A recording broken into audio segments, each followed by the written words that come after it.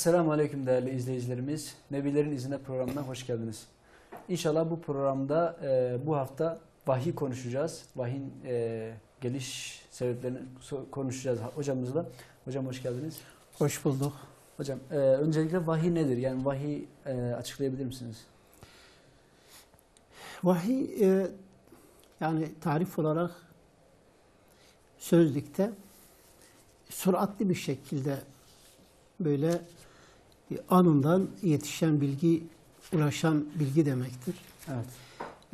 Bir elçi kanalıyla, bir vasıtayla anında ulaşılan bilgi demektir.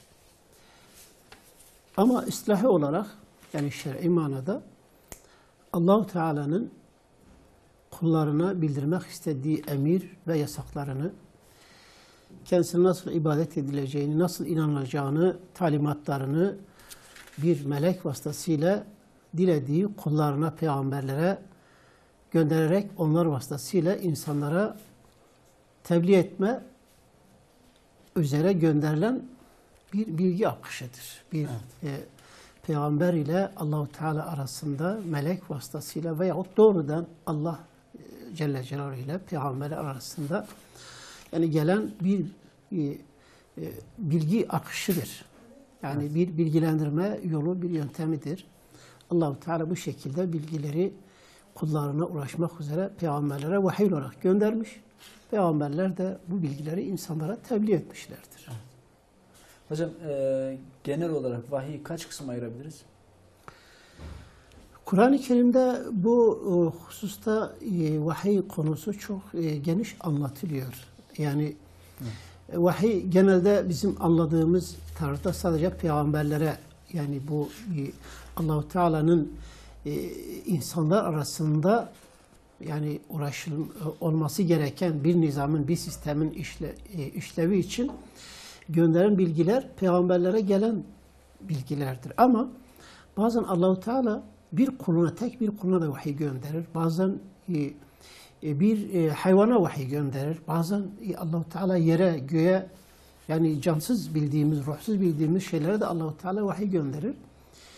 Ki bu birincisi, yani Allah-u Teala'nın doğal bir şekilde, yani tabii bir şekilde bu içgüdüsel olarak insanların ruhuna yerleştirdiği bir şeydir. Bu evet. Allah'ın insanın ruhuna bir ilhamıdır yani. Veyahut başka hayvanlara da bir ilhamıdır. Yani örneğin bir bebek dünyaya gelir gelmez hemen onun ruhunda yani rızık arama vardır. Evet. Bir rızık arama vardır. Bir dürtü vardır. Allah-u Teala bunu onun ruhuna yerleştiriyor. Bu Allah-u Teala ona verdiği bir ilhamdır, bir vahiydir. Evet. Yani arıya Allah-u Teala vahiy ediyor. Diyor git dağlarda evler edin. Orada işte bitkilerden, bitki özünden, yani çiçek özünden bal topla. Evet. Bu arıya vahiy demek, yani bir melek vasıtasıyla ona göndermiş vahiyle, yani arıyla peygamber gibi konuşmuş demek değildir. Yani bir içgüdü olarak ona böyle yerleştirilmiş, ruhuna yerleştirilmiş, onu bu şekilde yönlendirmiş. Ve bu hayvan Allah-u Teala'dan yani aldığı bu talimatla bu harika sanatı icra ediyor yani. Evet. Bütün hayvanlar gerek rızkını ararken, gerek kendilerini korurken, gerek çiftleşirken, gerek nesillerini çoğaltırken bu şekilde, yani yavrularına bakarken bu şekilde Allah-u Teala'nın onların ruhlarına yerleştirdiği bir ilhamla bunu yapıyorlar. Evet. Bazen bakıyoruz Kur'an-ı Kerim'de Allah-u Teala yani dağlara vahiy ediyor. Bazen bakıyorsun Allah-u Teala ve evhayna iles semai, biz göklere vahiy ettik. Yani bildirdik. Yani onlara talimat verdik. Evet. Bazen bakıyorsun yeryüzüne Allah-u Teala vahiy ediyor. Mesela Zilzal suresinde yevme izin tuhaddisu ahbaraha bi enne rabbeke evhalaha. O gün ki yani yer içindekilerini çıkarır ki Allah-u Teala ona vahiy ediyor da ondan. Evet. Yani Allah-u Teala istiyor ondan. böyle yani bunu ilham yoluyla yani Allahu Teala bir çeşit vahiyle yani yere talimat veriyor. Yer içindeki bilgilerini, içindeki hazineleri, sırları hepsini dışarı veriyor. Evet. Bu vahiy demek ki insanlara olduğu gibi hayvanlara, bitkilere, dağlara, taşlara, yere, göğe de Vahiy etmektir. yani yapılan bir vahiy çeşididir.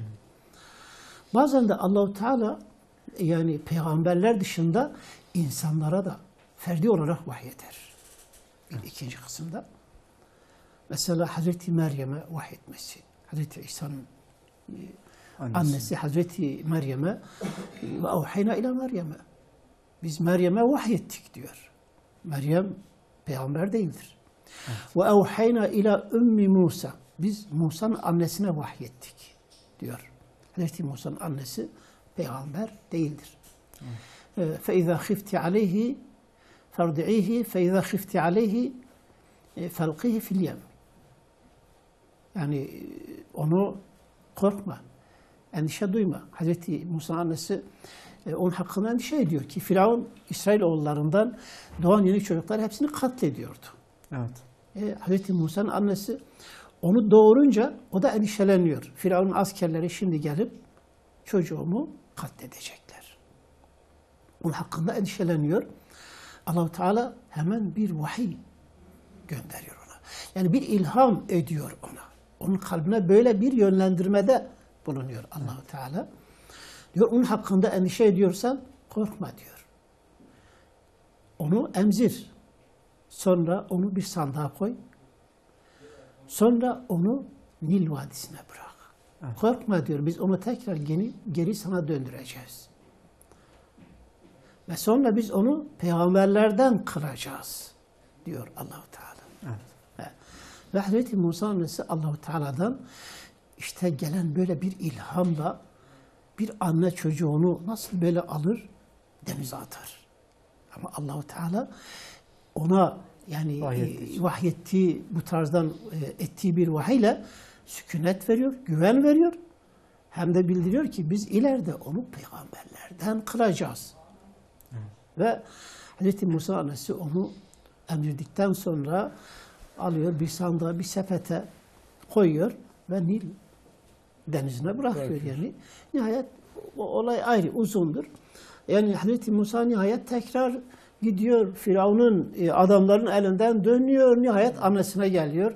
Nihayet kendi annesinin kucağında büyüyor yani. Bu Allah-u Teala'nın ve ona ettiği bir ilhamı, bir lütfu. Zaten Allah-u Teala diyor ve elkayna aleyke muhabbeten minni. Biz sen üzerine bir muhabbet koyduk. Bizim tarafımızdan bir muhabbet koyduk yani Hazreti Musa'ya. Hani o zaman biz sen üzerine bir muhabbet koymuştuk da seni gören seni seviyordu. Düşmanı onu buluyor, katletmiyor. Bilakis seviyor. Hazreti Asya onu seviyor. Firavun evinde büyütüyor yani. Üstelik kendi anasına teslim ediyor. Ona ücret ödeyerek. Hazreti Musa'yı emzirdiği için ücret ödeyerek böylece Firavun Hazreti Musa'yı kendi evinde büyütüyor yani. Bu Allah-u Teala'nın bir lütfu. Yani peygamberlere vahiy gönderildiği gibi bazı insanlara da böyle vahiy geliyor. Bazı mesela bilim adamları vardır. İcatçılar vardır. Çoğu büyük icatlar bu tarzdan Allah-u Teala onlara gönderdiği bir vahiyle oluyor. Bazen bir insan çıkmaza giriyor. Böyle ne yapacağını bilemiyor, şaşırıyor. Allah-u Teala bir ilham gönderiyor ona. Yani buna keramet deniliyor ise de bu da bir ilhamdır. Yani Allah-u Teala'nın bir lütfudur ki bu ilham ona geldiği zaman o insan öyle bir fikir ortaya koyuyor ki bakıyorsun tarih duruyor yani. Evet. Tarihin akışı değişiyor yani. Yani bazı insanlar öyle yani tam işlerin olumsuz bir şekilde bozulmuş bir anda Allah-u Teala'dan aldığı bir ilhamla böyle o işin içinden güzel bir çıkıyor ki ancak Allah-u Teala ona öğrettiği bir ilhamdır diyebilir insan yani. Yoksa beşer olarak insan o sıkıntılar esnasında daha da bunalıma girer aslında. Tabii. O bunalımlı ortam içerisinde böyle aniden çıkıvermesi bu Allahu Teala sayesinde, Allahu Teala ona verdiği bir ilham sayesinde. Bu bir çeşit vahiydir. Birçok insana böyle vahiy gelebiliyor. Hocam bu ilmi hani ilmi anlamda bilgi elde edenler de bu noktada bunu değerlendirebilir miyiz böyle? Birçok günümüzdeki alimler mesela hani bazı alimler için söyleniyor. Yani okumayla elde etmemiş bu ilmi. Birçok alim kendileri söylüyorlar. Bizim aslında bu yazdığımız telifat aslında bizim hünerimiz, bizim birikimimiz değildir. Evet. Allah-u Teala'nın bize öğrettiği bir lütfudur, bir ihsanıdır. Örneğin İbnül Kayyim el-Cevzi yani çok kitap yazmış. Ya insan oturup sadece böylece birinin hazırladığı bir dokümanı böyle sadece yazsa o kadar yazı yazamaz ya. Hem de o günün şartlarıyla. İmam Suyuti gibi. Yani çok kitap yazmış. 600-700 kitaptan. Yani 600, İbnül Kayyim 400'ün üzerinde kitap, İmam Suyuti 600'ün üzerinde kitap yazmış. Evet. Eser yazmış yani. Hani bugünkü bilgisayar ortamında insan bunu yapamaz yani. Kimse yapamıyor. Dijital ortamda bunu yapamıyor. Bunlar mum ışığında o böyle o kali uçla böyle oturup kitap yazmışlar yani. Evet. Diyorlar ki bu Allahu Teala'nın bize verdiği bir ilhamdı. Biz bu işe başladığımızda yani o meselenin başına girdiğimizde böyle tesbih taneleri gibi nasıl birini çekiyorsun diğeri kendinden insanın eline geliyor ya. Evet. O ilim de bu şekilde Allahu Teala ilham ettiği zaman kendinden insanın kalbine ilham oluyor. Ve insan böyle kalbinden mürekkeple kağıda dökebiliyor, aktarabiliyor yani. Bu bir ilhamdır. Yine Üstad Bediüzzaman kendisi diyor. Bazı mesela özellikle Mucizat-ı Muhammediye'yi yazarken diyor, bunlar böyle bana öğretildi. Aslında ben bunu çalışmamıştım. Böyle bana öğretildi, ben de. Yani böyle kalemime geldi, ben yazdım. Evet. Bu Allah'ın bir lütfudur yani. Bakıyorsun hem de o dediği konuları, kaynağını hepsini tane tane vermiş yani. Evet. Bu kaynağın sahih, zayıf olduğunu da birer birer açıklamış yani. Ama bu Allah-u Teala'nın işte bir lütfudur, bir ihsanıdır. Bu bir ilhamdır. Yani Allah-u Teala ilham ettiği zaman zaten Allah-u Teala diyor ki kulum ihlasla bana ibadet ettiği zaman evet. Farzları yerine getirince benim en çok ondan istediğim, beğendiğim farzları yerine getirmesidir. Farzları yerine getirdikten sonra bir de nafileleri kılarsa ihlas ile o zaman ben o kulumun gören gözü, işiten kulağı, tutan eli, yürüyen ayağı olurum. Haşa Allah insan yürüyor. Yani o insanın bütün uzuvları Allah'ın emrinde hareket eder. Evet. Aklı beyni Allah'ın emrinde çalışır. Ve böylece doğru çalışır, isabetli yapar. Bu da bir çeşit vahiydir. Yani son olarak vahyin 3. kısmı bu peygamberlere has olan bir vahiydir. Peygamberlere has olan bir vahiydir. Allah-u Teala peygamberlere gönderdiği vahiy ile sair insanlara gönderdiği vahyi birbirinden ayırt etmiştir. İnsanlara gönderdiği vahide bazen insan tam kavramayabilir. Peygamberlere gönderilen vahiy kontrollüdür, sistemlidir. Hatta o vahiy zaman zaman test edilmiştir yani.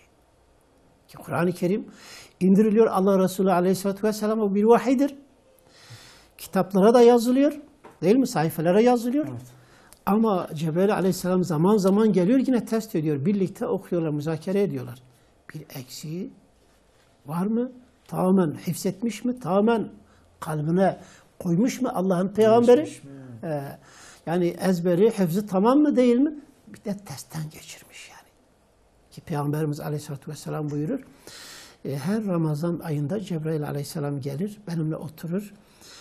Özellikle Ramazan'ın son 15 gününde veya son 10 gününde bazen o okur ben dinlerim, bazen ben okurum o dinler. Evet. O şekilde mukabele. Ki Ramazan ayında yapılan mukabelenin kaynağı Sünnet olmasının kaynağı da buradan Buradan geliyor, değil mi geliyor. hocam? Evet. Yani Hazreti Cebrail ile Hazreti Peygamber arasındaki bir mukabele tarzından adet olmuştur. Biz de devam ediyoruz. Peygamberlere gelen vahiy yani kesin ve kat'idir. Onda bir şüphe olmaz. Yani rüya halinde gelse dahi Peygamber o gördüğü rüyayı kesin bir vahiy olduğunu anlar. Kesin bir vahiy olduğunu anlar. Buna şüphe etmez. Tereddüt etmez. Çünkü onun kalbine sükunet geliyor. Çünkü onun kalbi rahat oluyor yani. Ve onun üzerine karar kıldıktan sonra bir şüphe, vesvese, şeytan Allah ile peygamber arasındaki bilgiye karışamaz. La yemessuhu illel mutahharun ayet-i kerime vardır. Ona ancak temiz olanlar dokunabilirler. Kur'an-ı Kerim özellikle. Yani şeytanlar, cinler ona dokunamazlar. Yani tabi bu ayetin bir manası yani Mushaf-ı Şerif'e yani ancak temiz abdestli olanlar sürebilirler. Değil mi hocam? Tabi bu manada yani birçok mana çıkarılabilir. Bir manası da budur. Ama asıl yani ayetin nüzul sebebi yani şeytanlar acaba yani Hazreti Peygamber'e bazen bilgi katarak vahiy geliyormuş gibi bir hileyle kahinlerle mesela bu gibi bir sihirle acaba vahye bir şey mi karıştırılmış olabilir? Allah Celle Celaluhu buyuruyor ki La yemessuhu illel mutahharun. O Kur'an'a var ya ancak temiz olanlar dokunabilirler. Başkası dokunamaz. Dokunamamıştır. Evet. Bu Allah'ın vahiyidir. Evet. Hocam, özetle vahiy üç kısma ayırıyoruz dedik. Yani daha doğrusu alimler üç kısma ayırmışlar. Bir vahiy tabi, yani tabiata, dağlara, taşlara, hayvanlara gönderilen vahiy. İkincisi insanlara, yani sıradan insanlara gönderilen ilham dediğimiz değil mi hocam? Evet. İlham olarak gönderilen vahiy. Son olan da peygamberlere gönderilen vahiy. Yani peygamberlere has olan vahiy. Peki hocam, peygamberlere has olan vahiy. Hepimiz biliyoruz ki 7 çeşit vahiy var. Peygamberlere gönderilen. Bunları biraz açabilir misiniz? Yani peygamberlere gönderilen vahiy, buna vahiy celi deniliyor. Açık vahiy. Açık vahiy. Yani böyle yani katıksız. Allahu Teala'dan yani geldiği gibi peygamberin kalbine, beynine ilka olmuş ve peygamber de olduğu gibi insanlara tebliğ etmiştir. Bu vahiy çeşitli tarzlarda gelmiştir.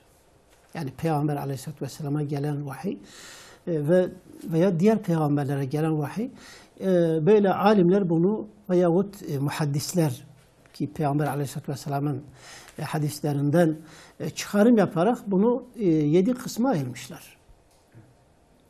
7 kısım vahiy tarzı vardır. Birincisi yani salih bir rüyadır. Bir rüya. Peygamberler bir rüya görürler. O rüyada bir yönlendirme geliyor kendilerine. Şunu yap, şunu yapma. Veyahut böyle böyle yap. Bu bir vahiydir. Allah-u Teala'nın peygamberlere gönderdiği bir vahiydir. Nitekim Hazreti İbrahim Aleyhisselam'ın oğlunu İsmail Aleyhisselam'ı götürüp kurban etme girişimi olayı böyle bir vahiy neticesinde olmuştur. Ki İbrahim Aleyhisselam oğluna diyor ki ey oğulcuğum rüyamda seni boğazlıyor görüyorum diyor. Evet. Bana böyle vahiy oluyor yani. Rüyamda bana böyle emrediliyor. Rüyamda bunu görüyorum. Sen ne görüyorsun? Mâzâ tera? Sen ne diyorsun? Ne görüyorsun? Evet. Oğlu diyor ki fef'al mâ tu'mer. O da inanıyor ki bu vahiydir. Allah'ın emridir. Allah'ın emridir. Diyor nasıl emredildiysen öyle yap. Seteciduni inşallah minas sabirin. Göreceksin ki inşallah ben sabredenlerden olacağım. Beni böyle göreceksin diyor. Sabredeceğim, sana itaat edeceğim. Ve o da itaat ediyor, teslim oluyor. Yani bu rüyanın kesin bir vahiy olduğuna ikisi de inanmışlardır. Bir rüyadır. Hazreti İbrahim mesela bunu anlatırken çocuk, baba sen bir rüyayla nasıl bunu yaparsın? He? Veyahut yani Hazreti İbrahim ya bu rüyadır acaba yani Allah mı bunu söyledi veyahut bu bir şeytandan gelen bir his mi, bir düş mü yani, bir hülüm mü? Buna hamletmiyor. Kesin bir vahiy olduğuna inanıyor. Çünkü kalbi sükunet buluyor. Evet. Bu rüya neticesinde bunun kesin Allah'ın bir emri olduğunu biliyor. Ve hemen uygulamaya koyuyor. Nitekim vahiy olduğu tecelli ediyor. Evet. Peygamberimiz Aleyhisselatü Vesselam da çoğu zaman mesela rüya görmüştür. O rüyalarını vahiy olarak kabul etmiştir. Çünkü peygamberlerin kalpleri aslında uyumuyor. Hazreti Ayşe validemiz bir hadis-i şerifte buyuruyor. Diyor Allah Resulü Aleyhisselatü Vesselam buyurdu ki bana şöyle denildi. Gözün uyusun, kulağın duysun, kalbin ezberlesin. Gözün uyusun, kulağın duysun, kalbin ezberlesin. Kalbin ezberlesin. Evet. Artık benim gözüm uyuyor, kulağım duyuyor, kalbim de ezberliyordur buyuruyor. Yani peygamber uyurken dahi kalbi uyumuyor. Ezberliyor, çalışıyor. Uyurken dahi kulağı duyuyor. O halde vahiy geldiği zaman o vahiy yani peygamber uyanık halindeyken böyle ayık haldeyken geldiği gibi onu belleyebiliyor. Onu net anlayabiliyordu. İşte bu tarz vahiy Peygamber Aleyhisselatü Vesselam'a en çok gelen vahiy türlerinden bir tanesidir. Evet. İkincisi Peygamber Aleyhisselatü Vesselam'a ilham yoluyla gelen bir vahiydir. Kalbine ilham. Kalbine bir ilham geliyor. Bu bir vahiydir. Evet. Çünkü Allah-u Teala onun kalbine hep doğru şeyleri ilka etmiştir. Yani bir karar verirken Allah Resulü düşünüyor, kalbine nasıl bir ilka geliyor, bekliyor, geldiği gibi anlatıyor. Bu ilhamdır. İlham yoluyla gelen bir vahiydir. Çoğu zaman savaş esnasında böyle kritik kararlar anında karar verilmesi gereken yerde Aleyhisselatü Vesselam böyle bir duraksıyor ve gözünü bir kapatıyor ve konuşmaya başlıyor yani. Başlıyordu. Bu bir ilhamdı. O anda hemen Allah-u Teala onun kalbine ilham gönderiyor. Bir melek yoktur arada. Üçüncüsüne geçmeden dilerseniz bir araya gidelim. Evet. Tamam. Girebiliriz. Evet, değerli izleyicilerimiz kısa bir aradan sonra tekrar beraberiz.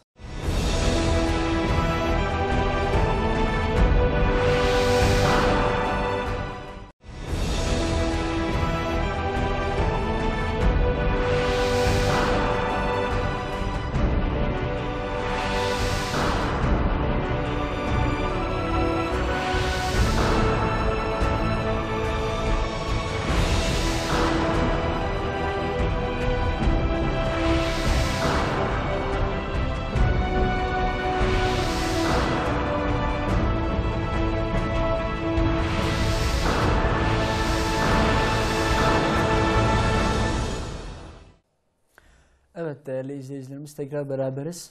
Hocam en son 3. şekilde kalmıştık. Vahyin geliş şekillerinden 3.'sünde. Buyurun.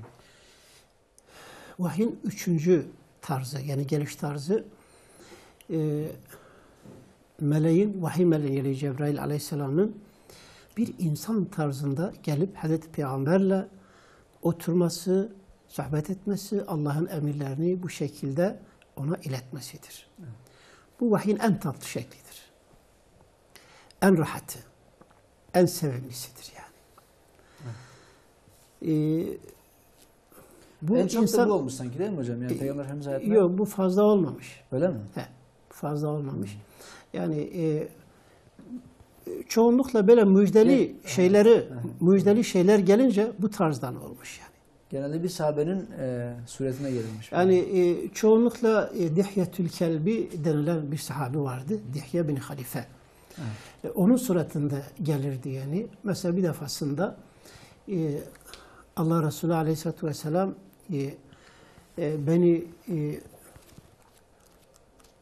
Beni Kureyza Yahudileri üzerine yürüyor. Yani orduya hareket emrini veriyor. Ondan sonra bunlar ordu böyle giderken bakıyorlar ki Dihyetül Kelbi o bir taraftan geliyor. Bir ata binmiş, beyaz bir ata binmiş. Bir taraf. Bunlar Dihyetül Kelbi'yi zannediyorlar. Diyor gidin. Böyle orduyu sevk ediyor. Çabuk diyor gidin. Ondan sonra Allah'ın melekleri orada sizden önce gelmiş, hazırlanmışlar. Şaşırıyorlar yani. Bunu sorunca Allah Resulü diyor, onu tanıdınız mı, kimdir? Dihye bin Halife'ydi ya, Dihyetül Kelbi'di diyorlar. Hayır, o Cebrail'di. O sizden önce gitmişti, bir daha geri geliyordu. Allah Cebrail Aleyhisselam'ı bir tayfe melekle beraber sizden önce oraya gönderdi. Yani bu bir müjdedir aslında. Yani sahabeye de bir müjde, sahabe ordusuna da bir müjdedir. Aslında sahabe ordusu yorulmuş bir vaziyette. Yani Handak Savaşı'ndan sonra ki Kureyza Yahudileri ihanet etmişlerdi. Evet. Bu ihanetten sonra Müslümanlar evlerine çekip biraz dinlenmek istiyor. Allah Resulü Aleyhisselatü Vesselam kendisi bizzat dinlenmek istiyor. Zırhını çıkarmak istiyor. Bu arada işte Dihyetül Kelbi suretinde Cebrail Aleyhisselam geliyor, diyor sen ne yapıyorsun? Diyor Allah senden önce melek ordusunu göndermiş beni Kureyza'ya. Ben de gidiyorum. Hazırlan, zırhını çıkarma oraya. Evet. Ve hemen oraya üzerine yürülüyor. Yani bu bir müjde haberidir. Yani Cebrail Aleyhisselam bir müjde haberini geldiği zaman böyle insan suretinde gelirdi. Veyahut bir tebliğ için gelirdi. Mesela bir defasında Hazreti Ömer anlatıyor. Biz mescitte oturuyoruz. Diyor bir baktık ben beyaz elbiseler içerisinde güzel yüzlü bir insan içeri girdi. Bu insanın üzerine sefer belirtileri hiç yok. Yani ama tanımadığımız biri. Yani dışarıdan da gelmemiş ama dışarıdan uzak yoldan gelen biri olsa üstü başı tozlu topraklı olur. Bu pırıl pırıl. Sanki böyle orada yani böyle paketten çıkmış gelmiş yani o şekilde. Diyor bu tuhafımıza gitti, hayret ettik. Ve ilerledi, gitti Allah Resulü Aleyhisselatü Vesselam'ın yanına. Selam verdi ona, oturdu, karşısına dizüstü oturdu, ellerini dizlerinin üstüne koydu. Ve sonra soru sormaya başladı. İşte meşhur hadisi Cibril vardır. Evet. Hadisi Cibril. Yani Cebrail Aleyhisselam'ın Peygamber Aleyhisselatü Vesselam'la konuşurken o konu yani o konuşmayı konu edinen hadisi Cibril deniliyor. Evet. Burada Hazreti Cebrail bir takım sorular soruyor. Hazreti Peygamber de cevap veriyor. Bunun sebebi yani sahabe Allah Resulü'nden soru sormasını bilmiyordu. Cebrail bir talebe bir öğrenci sıfatıyla geliyor. Cebrail Aleyhisselam soru soruyor. Allah Resulü de sorularına cevap veriyor ki sahabe soru sormanın adabını öğrensinler. Hem lafzen hem de usul ve adaben. Mesela böyle karşısında oturuyor, ellerini dizlerinin üstüne koyuyor. Sayılı bir şekilde soru soruyor. Sahabe de böyle soru sorsun. Böyle edep içerisinde normal bir ses ile ondan sonra normal bir eda ile mütevazi bir şekilde soru sorsun. İşte bu da müjdeli bir haber olduğundan dolayı Cebrail Aleyhisselam böyle gelmiştir. Ama bazen mesela tehditle ilgili haber geldiği zaman görülmezdi. Önce bir çan sesi gibi bir ses gelir. Bu da 4. şıktır. Yani vahyin 4. tarzı, yani geliş tarzı. Melek gelmeden önce bir ses geliyor. Bir çan sesi. Yani Peygamberin hemen vahye hazır olmasını sinyalini veriyor. Hazreti Peygamber Aleyhisselatü Vesselam buyurmuş. Yani vahiy gelmeden önce böyle bir ses geliyor. Ben hazırlanıyorum, bekliyorum, vahiy geliyor. Bu vahiy de en ağır bir vahiydir. Yani anlatıyor sahabe-i kiram. Bu vahiy gelince Peygamberimiz Aleyhisselatü Vesselam böyle kendinden geçiyor. Gözleri kapanıyor. Alnından tane tane ter dökülüyor. Damlacıklar dökülüyor yani. Ve ağırlık geliyordu üzerine. Bir defasında bir sahabe anlatıyor. Diyor Allah Resulü o anda diyor böyle yattı diyor. Onun Allah alem kafası mı dizim üzerine veyahut bir elim ayağı mı dizim üzerine geldi. O kadar ağırlık geldi dizim üzerine ki ben anladım ki dizim altında böyle ezilmiş yani. Evet. O kadar bir ağırlık geldi benim üzerime. Yani diyor ben dayanamadım ama yani dedim ne de olsa Allah Resulü bu haldeyken ben nasıl dizimi onun altından çekeceğim. Ezilse de ben çekmeyeceğim. Evet. Ve dayandım. Böyle diyor artık ben dayanamaz hale geldim o vahiy bitene kadar. Böyle vahiy geldiği zaman Allah Resulü Aleyhisselatü Vesselam çok böyle yani halden hale giriyor, kendinden geçiyor. Vahiy gittikten sonra yani vahiy meleği görünmüyor ama ses geliyor. Hira Dağı'ndan dönüşte Hazreti Hatice'ye beni örtünüz deyip titrediği durumda bu tarz mıdır hocam acaba? O farklı bir şey. Yani o zaman melek insan suretinde yine gelmiştir. Veyahut bir melek suretinde gelmiştir. Onu kucaklamıştır. Yeni bir şeyle karşılaştığı için bir şoktu o. Yani Hazreti Peygamber Aleyhisselatü Vesselam yeni bir şey görmüştü. Acaba yani bu gerçekten melek mi? Kendisi peygamberlik nedir? Ümmi bir insan yani. Öyle bir şeyle karşılaşınca yani bu bir olay şokudur yani. Evet. Ama yani o da mesela diyor ben geçerken yani taşlar, ağaçlar bana sesleniyor. Müjdeler olsun sana ey Muhammed. Evet. Ve diyor sonra ben arkama baktım o mağarada bana gelen melek yerle gök arasında onu gördüm. Yani böyle ufukta onu gördüm. Onu orada görünce korkmuş yani. Daha çok oradan korkmuş yani. Evet. Bu Müddessir Suresinin ilk ayetlerinin inişi olan bölgeyi aslında sormuştum hocam. Müzzemmil. Ya yuhel müddessir kum fe anzir. O artık Hazreti Peygamber'in bir müddet böyle vahiy kesilmesinden sonra bir müddet vahiy kesiliyor. Artık biraz üzüntüye kapılıyor. Zannediyor ki acaba bir yanlış mı yaptı? Allah-u Teala yani ona işte gönderdiği o müjdeci şeyi yani kendisi layık olmadığı için bir daha kesti mi? Öyle bir şeye giriyor, dağlara çıkıyor, geziyor. Bu defa kendisi başta korkuyor, sonra arayış içerisine giriyor. İşte ondan sonra Allah-u Teala yani o elbiselerine sarılmış, bürünmüş olan ey örtüsüne bürünmüş olan kalk. Başta diyor kalk.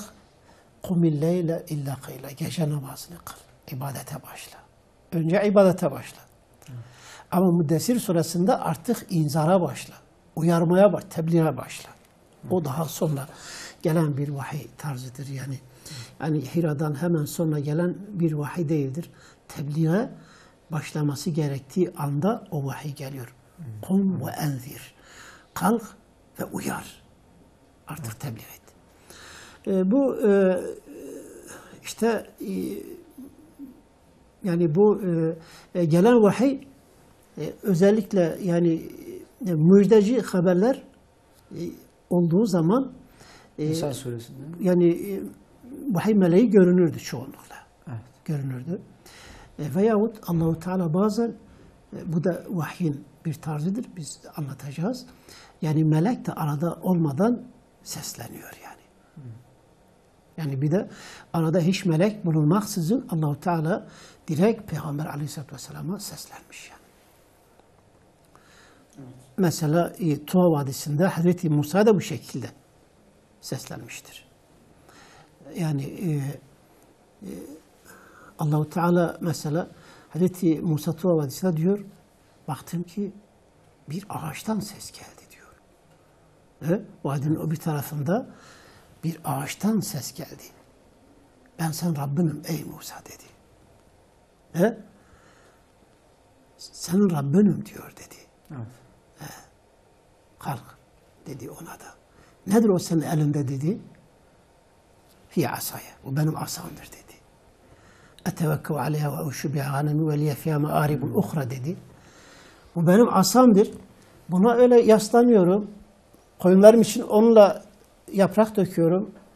Ondan sonra bunun için daha benim için birçok fayda vardır dedi. Bunu anlattıktan Allah Teala diyor at onu yani. Direkt konuşma vardır arada. Değil mi? Evet. Ama yani Allah Teala ona görünmüyor. Ama bu sesin ilahi bir ses olduğunu Hazreti Musa anlıyor yani. Evet. Başta korkuyor bu Allah mı değil mi? Ama sonra onun kalbine sükunet geliyor. O sesin korkusundan yatıyor yere. Ama diyor kalk. Ben sen Rabbinim. Güven alıyor. Asasına dayanarak kalkıyor. Asaya dayalıyken diyor asa nedir o? İfadesini alıyor. Sonra o asayı da at diyor.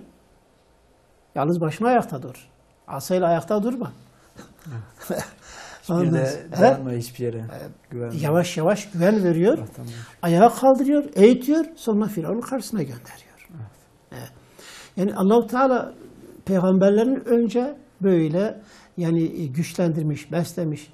Nasıl ki Hz. Muhammed Aleyhisselam'ın vahiyle başta diyor kalk yatağına yatmakla bu iş olmaz. Evet.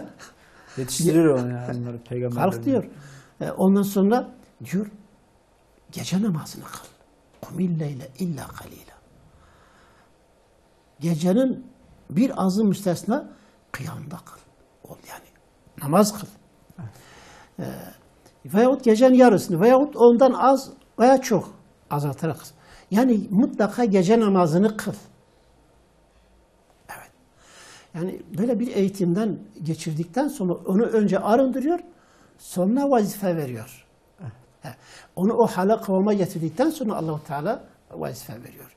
Yani insanlarla ilgilenmek, insanları düzeltmek, insanların fikrini, inancını değiştirmek öyle basit bir mesele mi? Donanımlı olmak gerekiyor değil mi? Evet. Yani işte bu tarz vahiyler yani Allah-u Teala tarafından bazen yani melek aracılığıyla bazen de direkt Allah-u Teala ona hitap etmiştir yani. Evet. Bazen de Allah-u Teala mesela direkt onun kalbine ilham etmiştir.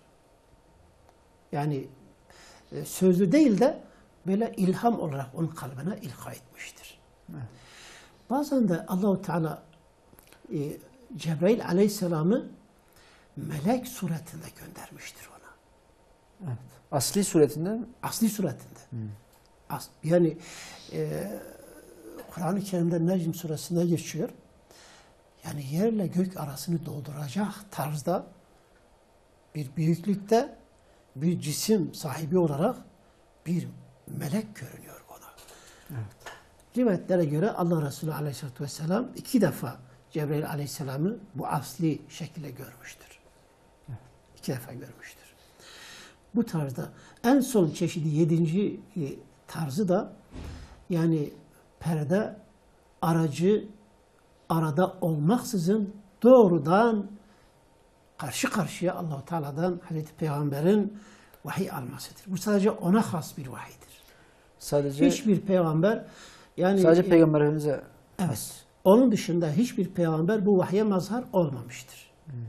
O da Miraç gecesinde Allah-u Teala diyor ki o kadar yaklaştı ki فَكَانَ قَابَ قَوْسَيْنِ اَوْ اَدْنَى. Onun Allah-u Teala yaklaşması, oradan vahiy alması öyle bir yaklaştı ki yayın 2 ucu arası kadar bir mesafede veya daha az. Evet. Daha yakın bir mesafeden Allah-u Teala'dan vahiy aldı Allah Resulü Aleyhisselatü Vesselam. Bu vahiy işte en mükemmel ve en güzel sadece Hazreti Peygamber Aleyhisselatü Vesselam'a has olan bir vahiy tarzıdır. Böylece yani vahiy bu 7 tarzda peygamberlere nazil olmuş. Kimisine 1-2 tarz gelmiş, kimisine birden çok. Ama bütün bu çeşitler hepsi Peygamber Aleyhisselatü Vesselam'a gelmiştir. Yani Allah-u Teala bütün bu yönleriyle Muhammed Aleyhisselatü Vesselam'a vahiy göndermiştir. Evet. Hocam, mahiyeti itibariyle vahiy nasıldır? Yani Allah-u Teala hem vahyin sözü hem de manası Allah-u Teala'ya ait olan var. Hem de manası Allah-u Teala'ya ait ama Peygamber Efendimizin sözleriyle söylediği vahiy çeşidi var. Bunları biraz açar mısınız hocam? Şimdi Peygamber Aleyhisselatü Vesselam'ın her söylediği sözü özellikle yani tebliğ ile ilgili nehi ve helal ve haramı beyan etmekle ilgili Kur'an ayeti olmasa da bir vahiydir, bir vahiy ürünüdür. Evet. Çünkü o kendi nefsinden konuşmaz. Ona yani onun söylediği şey ancak ona vahyedilen Allah'ın kelamıdır. İn huve illa vahyun yuha. Ona gönderilen bir vahiydir. O kendinden bir şey konuşmaz. Yani ama yani Kur'an-ı Kerim doğrudan Allah-u Teala'nın kelamıdır. Allah Resulü'nün kelamı değildir. Böylece yani aslında vahiy iki kısım oluyor. Hem lafzı hem manası itibariyle vahiy olan Kur'an ayetleridir. Yani onun lafzı Peygamber Aleyhisselam'a ait değildir. Allah-u Teala'ya aittir. Cebrail Aleyhisselam o lafızları tane tane getirmiş, onun kalbine ilka etmiş, ona öğretmiş, onun diliyle zikrettirmiş, okutulmuş, tesih ettirmiştir. Ve bu kitap olarak artık elimizde Kur'an-ı Kerim olarak mevcut bir kitaptır. Bunu okuyoruz. Allah'ın kelamını biz konuşuyoruz. Biz okurken Allah'la tekellüm ediyor gibiyiz yani. Bu Allah'ın hem lafzen hem de yani manen kendi sözüdür. Peygamber Aleyhisselatü Vesselam sadece bunun tebliğcisidir. Evet. Bir de lafzı Peygamber'e ait olup da manası Allah-u Teala'nın bir vahyi olan bir çeşit vahiy vardır ki buna da hadis-i kutsi deniliyor. Kutsi hadis. Yani hadistir. Peygamber Aleyhisselatü Vesselam'ın sözüdür. Ama manası Allah-u Teala'nın şeyidir, vahiydir. Evet. Hocam aslında burada şuna değinmek istiyorum. Günümüzde özellikle bazı insanlar var çıkmış. Mesela diyor ki sadece Kur'an-ı Kerim'de ne varsa onu alırım. Ben diyor sünnete bakmam. Kur'an-ı Kerim'de olanı alırım sadece. Aslında bu onları yalanlıyor değil mi hocam? Yani onların o iddialarına set çekiyor. Yani Kur'an-ı Kerim'den ayetler de getiriyorlar aslında bununla ilgili. Kendilerine uyduruyorlar. Ama aslında Müslümanların Peygamber Efendimizin de gönderilene vahiy olduğunu, onun kendi nefsinden konuşmadığını gösteriyor. Bu değil mi hocam? وَمَا يَنْتِقُ عَنِ الْهَوَى اِنْ هُوَ اِلَّا وَحْيٌ يُوحَى عَلَّمَهُ شَد۪يدُ الْقُوَى. Bu ayet-i kerimeler işte bunu ifade ediyor. Estağfirullah. O havasından konuşmaz. Onun konuştuğu şey ancak kendisine yapılan bir vahidir. O vahyi çok kuvvetli bir melek ona getirmiştir. Yani Kur'an-ı Kerim dediğim gibi Allah-u Teala'nın kelamı ama Peygamber Aleyhisselatü Vesselam'ın yani sözleri, manası Allah-u Teala'ya ait olup sözü Peygamber'e ait olan vahiy şeydir. Yani hadis kutsidir. Bir de lafzı Peygamber Aleyhisselatü Vesselam'a ait olup da Kur'an'ın açıklaması mahiyetinde olan bu da vahyin ürünüdür. Sünnet-i seniye biz diyoruz yani. Sünnet-i seniye yani Allah Resulü Aleyhisselatü Vesselam'ın hadisleri, sözleri, fiilleri ve takrirleri. Sözü, yaptığı işler, bir de takrir. Takrir de bir başkası yaparken Hazreti Peygamber onu uygun görmüştür. Veyahut o konu hakkında sükût etmiştir. Onaylamıştır. Bu da onun sünnetidir. Ki bunun sünneti Kur'an'ın dışında başka bir şey değildir. Yani Kur'an'dan ayrı bir şey değildir. Kur'an'ın açıklamasıdır. Kur'an'ın bir tefsiridir. Yani Kur'an'ı en güzel anlayan Allah Resulü Aleyhisselatü Vesselam'dır. Yani biz Kur'an'ı anlamak için yine Resul Aleyhisselatü Vesselam'ın sünnetini yani kullanmak zorundayız. En güzel o tefsir etmiştir. Onun tefsirinin dışında başka bir tefsir doğru değildir. Ona muhalif başka bir tefsir yani. Yani yapılan bütün tefsirler, yani Kur'an'ı açıklayan bütün şerhler, tefsirler zaten önce o ayetle ilgili bir rivayet varsa, Rivayet yani hadislerle Kur'an'ı tefsir etmek. Veyahut ayetlerle bir ayeti tefsir etmek. Bazı ayetler birbirlerini tefsir ediyor. Allah Resulü Aleyhisselatü Vesselam da çoğunlukla Kur'an'ı tefsir yaparken böyle yapardı. Bir ayetle diğer ayeti tefsir ederdi. Veyahut kendisi tefsir ederdi, açıklardı. Bu sözleri Allah Resulü Aleyhisselatü Vesselam'ın sözleri Kur'an'ın açıklamasıdır. Ondan ayrı bir şey değildir. Ben sadece Kur'an'ı kabul ediyorum derken sen Resulullah'ı kenara mı koyacaksın? Yani bu Kur'an kendisine indirilmiş olan insan, yani sen onu tanımayacaksın, onun dışında mı bu Kur'an'ı anlamaya çalışacaksın? Bu yanlış bir düşüncedir. Allah-u Teala'nın ilmiyle bana uyun ki Allah da size etsin diyoruz. Değil mi? Evet. Evet. Hocam son olarak kısaca Kur'an-ı Kerim ile ilgili yani tefsir, tevil denilen ilimler nedir? Onu biraz açıklarsak. Şimdi zaten. Kur'an-ı Kerim'in tefsirleri çoğunlukla rivayet tefsirleri ve dirayet tefsirleri vardır. Rivayet tefsirleri dediğim şekilde rivayetlerle Kur'an'ı tefsir etmek, ayetle ayeti veyahut hadisle Kur'an'ı tefsir etmek veyahut sahabe görüşüyle Kur'an'ı tefsir etmek. Direkt Aleyhisselatü Vesselam'la birlikte bulunan sahabenin müfessirleri vardı. Onların tefsirleriyle İbn Abbas gibi onların tefsirleriyle Kur'an'ı tefsir etmek. Rivayetle. Bir de dirayet, yani Kur'an'ın aslında yani siyak ve sibakını dikkate alarak ondan sonra Kur'an'ın ana gaye ve hedefini tespit ederek Kur'an'ı yorumlamak, açık lafızlarını izah etmek, açmak. Burada aslında bu ayet neyi demek istiyor? Gaye ve hedef nedir? Yorumlarda bulunmak. Bu da dirayet tefsiridir. Bu şekilde tefsirler de vardır. Yani biz her ikisinden de faydalanacağız. Ve her iki tefsir de muteber tefsirdir. Rivayet tefsiri de, dirayet tefsiri de. Kur'an'ı anlamak için her ikisi de gereklidir. Ancak tevil ederken yani herkes böyle kendi kafasına göre Kur'an'ı tevil edemez. Evet. Kur'an ilmine vakıf. Özellikle bunun ön koşulları vardır.